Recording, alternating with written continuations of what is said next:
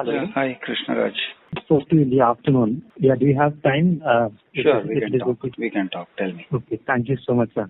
See, I saw some of your videos on property. So I'm a new, in this kind of property, basically buying segment. Okay. So Okay. I had a lot of queries, and I just wanted to have some consultation in terms of how to go about it. Shoot. So just to give you brief background, I'm in Mumbai only, and I stay in Kandivali. Okay. And I've been looking for property, as like you suggested, not to go to the builder and pick up some resale property or maybe investor flat. Right. So I tried, but I think maybe they could figure out I'm a new person in that I couldn't get the price which I was looking for, somewhere in my budget. Finally, I was thinking, let's say, maybe through builder I could get something which is within my budget. Right. And I figured out one or two property in Malad East, and I figured out that you are staying in Borivali and you have better idea of that area. If you could please help me with the project which I shortlisted. This is under construction property, I suppose. Under construction, then basically I am going to advise you don't do it. Okay. I am not asking which builder, I'm not asking which project, I'm not asking what stage of under construction. I'm just saying don't do it. See, when you enter into a transaction for an under construction property, you are paying good money for a promise. Now, the promise may be that it is going to be delivered in 2021 or it may be in 2025 or whatever it is. The closer it is, the better it is. I mean, if they are saying they'll deliver in December 2020, then that is the best. And if they are saying they're going to deliver in 2024, then that's very bad. Okay. Now, the reason I'm saying this is you will be paying good money today, actual money, a deliverable for a promise. That promise is intrinsically not believable. That is reason number one. If you are going to give money today, ideally you should have a product today. People's brains have become so scrambled that they don't understand the logic behind it. See, what is a transaction? A transaction is something like this. In a very ideal world, a transaction is ek haath se do, ek haath se lo. Right? So if I'm giving you something, I'm taking something from you, the transaction is over. You go to a sweet shop, you eat a gulab jamun, simultaneously you can pay the money, transaction is over. You have enjoyed the goods. That's an ideal transaction. Now, every transaction is not ideal, we understand that. You can't do the same thing for real estate. Okay.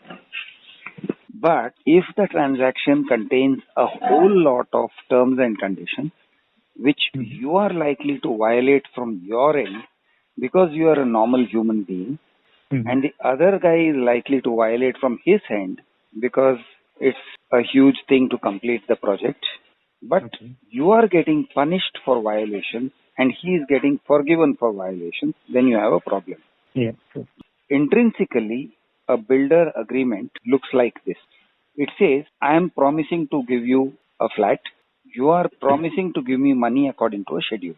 You are going to start out by giving me money, a good amount of money, maybe 10%, maybe 20%, maybe more, maybe 80%, maybe even 95%. But I am going to promise to give it to you in the future. Then the agreement goes on to say, for every time that you fail to give me money on the date when you are exactly supposed to give me money, I am going to punish you. I am going to penalize you. I am going to charge interest and I am going to charge something I call administrative charges, which is basically the cost of me recovering the money from you. So I am going to punish you. Okay. And if you have any kind of a dispute with me the builder, I am going to punish you some more. If you have a dispute, you are going to say, okay, I am not going to pay you. Immediately I am going to start punishing. But on the other side, if I am going to deliver in 2024, I am going to require a further grace period of 6 months. And you won't punish me. And after the grace period is over, I will pay you some compensation. I have decided and determined the compensation and you're going to accept it. So this is the way the whole deal is structured. And if you want anything else, you will have to go to RERA or you will have to go to court. To legally fight that battle, otherwise. You'll have to fight that battle. And they have got a room full of lawyers working for it. And you will have to go finding a lawyer. You'll have to say, oh, Krish, do you know a lawyer? And I'll then suggest a lawyer. Or you'll go to someone else and say, do you know a lawyer? And you'll find a lawyer. It's going to be random. Maybe a good lawyer, maybe a bad lawyer. Okay. Yeah. And your lawyer is not going to be an expert. Their lawyers are experts. So then you're going to have a kacha khiladi fighting an expert in court or in whichever forum. Their lawyers go and sit with the RERA the judges, the members of RERA. They meet them in the office. They are regulars in the offices of the RERA members. Okay, as the judges are called. Your lawyer is going to not have that privilege. So, you have an underprivileged guy fighting against a privileged guy. Guess who wins? Okay. Most of the time, guess who wins? Yeah. Then, thirdly, finally, suppose you are about to win for some reason. Okay. They are going to fight on technicals. They will be arguing technical points. You will be arguing on merits. Okay. Let us assume for a moment that you are about to win. You know what they are going to do? You are about to win. Okay. You won't know you are about to win. They will screw with your mind. They will say, listen, you are about to lose. Better you enter into a settlement with us. We are offering you a settlement. And they'll give you a settlement which is like kutte ko sukha roti fek diya kind of a settlement. And you'll accept it because you are not sure where you are. You don't know where you stand. And so even if you're about to win, you're going to lose. Okay. Okay, they'll give you some kind of a settlement which doesn't compensate you adequately, but you say, better than losing here, chodna. And you will come out. And that order, which would be, if it is passed against them, then the order would hurt them a lot because others would use that same order to get good orders from RERA. That order won't get passed. The order that gets passed is the flat buyer, the allottee, entered into settlement with the builder and therefore the case is closed. That is the order that gets passed. It won't highlight the builder's... It will not highlight the builder's faults. This is how the game proceeds. Now, why do you want to go to somebody who's going to punish you and whose paperwork is saying, I will punish you every step of the way? Therefore, don't go to a builder. Okay, clear. Okay, this point is very much clear. Thanks for that. Okay. So, you have second more point to how do I go about it then? Let's say if the person is saying that the building is I'm not hearing your voice properly. Your voice is kind of small, distant, tiny. You hear me now? Is it clear now? Slightly better. Go on. Hello? Yeah, go on. Okay, this is clear, right? Hopefully. Bit better. Bolo. Okay, sorry.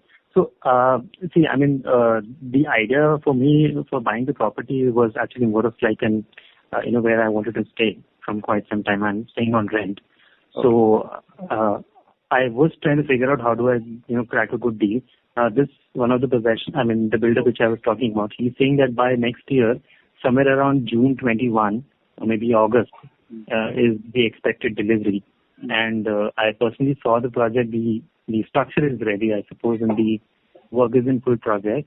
I tried to, do the basic search, which normally people do, that Google, and try to figure out the reviews of the builder. So, surprisingly, there was no negative comments, although the property, the flat which I selected is a pretty small one. It's the lowest carpet area that I could see in Mumbai. Malad, Borivali, or anywhere right now. What is it, 350 or something? No, it is actually 247 carpet. 247 carpet. It's more of like a 1 RK, by the way. So, considering Mumbai rates, that was fitting within my budget. So, I thought of giving a shot. But then, while I was going through your videos, I realized that, there are so many things that I need to consider. So, I just thought of calling and checking if you have time to. So, why don't you go for a ready possession property, which is already in existence, which either an investor or an actual flat user has. Okay. Look in a project which is couple of years old, 2-3 years old. Ask your I did that. What happened?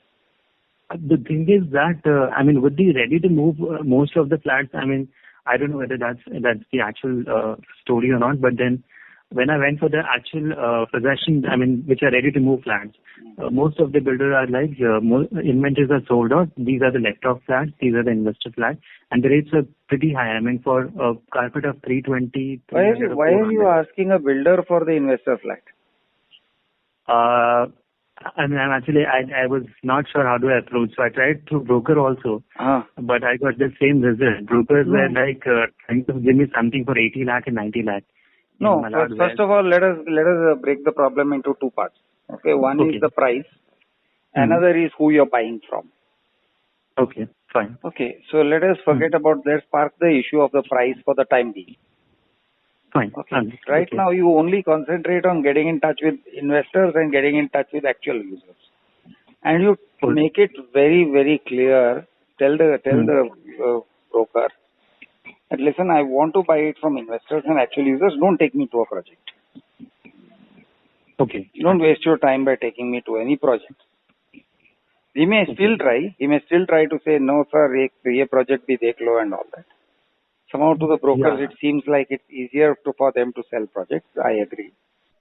But even so, you gravitate towards investors and you gravitate towards actual users. Tell him actual user, investor baad mein.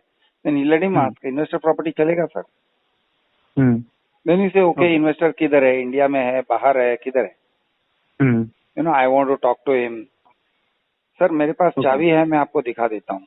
You say, okay, चाबी है, दिखा दे. Then he may say, sir, वो इतने में ही मानेगा, इससे कम में नहीं मानेगा and all that. You tell him, वो सब बात मुझे करने दे. You let me do the first. You go and see the flat. See, don't talk too much. First, go and see the flat. Agree to what he is saying first. Go and see the flat. You see the flat, and after that, you see the flat. You feel comfortable with the flat. You see not just one. You see 20 flats. You see 30 flats. Go to, you don't have to be loyal to one estate agent. Go to different estate agents. Okay. So they will all show you some flats. Fine. Okay. So shortlist a few. You'll get a general sense of the value. You just write it down. In this place, this flat number so and so is so much. Often in the same building, you will see two different rates being quoted for flats of the same size. Now that will give you leverage, because suppose you want the higher priced flat, but you want to pay the lowest price for it. You can start negotiating. You can start using the others as leverage. You can say, boss, the same thing is available on 7th floor and this is the price. Now, you may see some obvious, differences, like the flat that you want has a good view, or it has cross ventilation or something. But you can use the other one for leverage. You don't have to talk about the advantages of the flat. You just say, boss, I am getting another same square foot at this much. Now, why are you not giving it? So, you can, in that way, you can start the conversation. You can start getting some leverage. Okay. The more flats you see, the more leverage you have. The more negotiations you open, the more leverage you have. Okay. So this generally does help with the initial stages only, or like when it comes to the buyer negotiation, does that really help? Because most of the brokers are more of very adamant in terms of even connecting to the actual seller. So if you can push for that, if they are not adequately connecting you to the seller, then say I'm not interested. You just keep going. You just see a number. See, when you build up numbers, you will start spotting opportunities. Only thing is, you need to build up numbers. Build up numbers like, you're not looking at 1 dozen flats. You are looking at 75 flats or 100 flats. So you look at 75 to 100 flats, which means every weekend you look at 5-6 flats, and you go on for say 10-15 weekends. Okay. When you do that, when you do the work, you will get to know something about the areas. You will get to know which buildings you like. You will get to know what kind of money is, what kind of opportunities are available. Okay. Then you start playing one against the other. Then you start having some conversations with some of the people. Some of the buyers will be forthcoming. You may like their house. Some you may not like. So gradually, as your data set builds up, your leverage increases. Okay. What you are saying will carry more weight. And Those guys will know you are serious because you are going and looking. Okay. At first they'll say, "Kya time pass karta hai?" That's okay. That's okay. Stay with it. Stay with the process. Okay. Stay with the process. Just continue. If one broker is not interested in taking you around, drop him. Go to another guy who takes you around. Maybe reward him a little bit at the end of the day for his time. Like give him a $500 or $1,000 or something. So that doesn't he feel that his whole day is just wasted with one guy. Don't let him feel that pain. थोड़ा उसको खिलाओ पिलाओ, talk to him, treat him like a human being and pay him a little bit so that he is not feeling like you are a total loss. And let him take you around. Let the guys, you go with the guys who take you around, जिसके साथ थोड़ा your nature matches. Do some small. That's basically how you do it. It's a very human process. Okay. So I did that. I mean, maybe I think I definitely did not see, as many as more than 50 flats for sure. I mean, I would have probably gone maybe for 10 or 15 properties across, I think, Malad West, Kandivali West, Link Road. Some of them were resale. But then with the pricing that they quoted and the broker and the direct buyer also, some were very, they were saying, no, this is the price, ye price ke niche nahi hoga. Okay. Maybe I was pretty fresh in terms of negotiating. I couldn't, further push them because I couldn't leverage like with the prices that you were referring to. So I think maybe that take I'll try to utilize that. So I actually kind of gave up that, maybe I think resale is something where I will not be able to negotiate myself. Don't give up. Don't give up. Yeah. So when I saw your video, I realized I think, yes, it happens, but it's just that how to deal with them you should know, and that is the reason I thought of speaking to you to get some more wisdom in terms of how to deal with these kind of situations. Right. So any other advice that you would like to give, like considering, let's say, if I continue with the number of projects I do, and I too almost thought that, maybe this one project which is 247 1 RK fits my budget 6 months, and then the builder doesn't have any problem. It's Malad East. I don't know whether you heard of the project or not, but this is called Aram, and the builder name is Group Satellite. It's on the Malad East. Yeah, okay. Yes.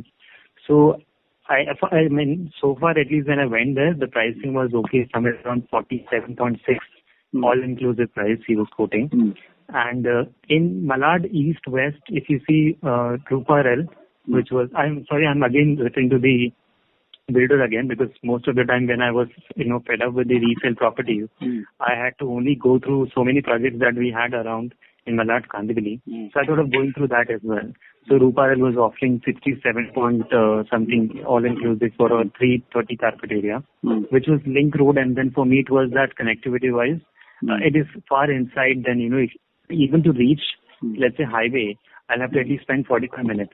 And in order to travel to the regular office, it was pretty difficult.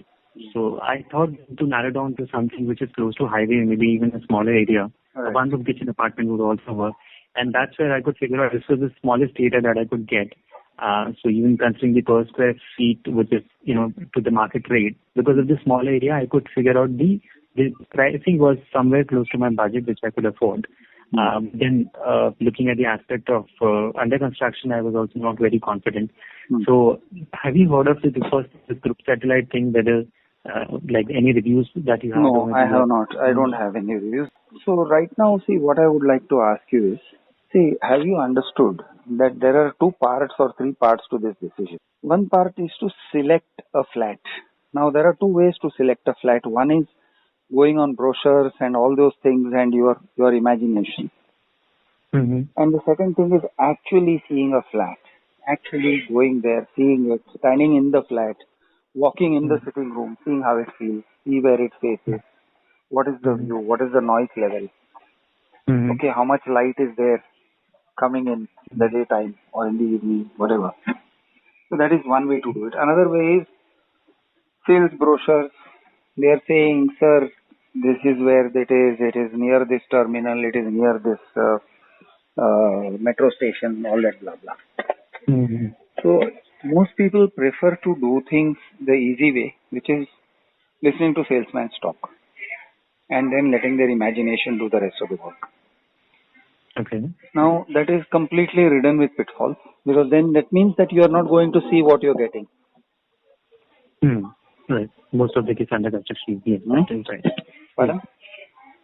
No, I mean, under construction, definitely it is always that you can't see what you're going to get. Correct. That is what Correct. is right. So you can have a good flat and a bad flat within the same building. It may have the same dimensions. The problem will be, one will be facing a sewage treatment plant and another side will be facing a garden. Yeah, right. You know?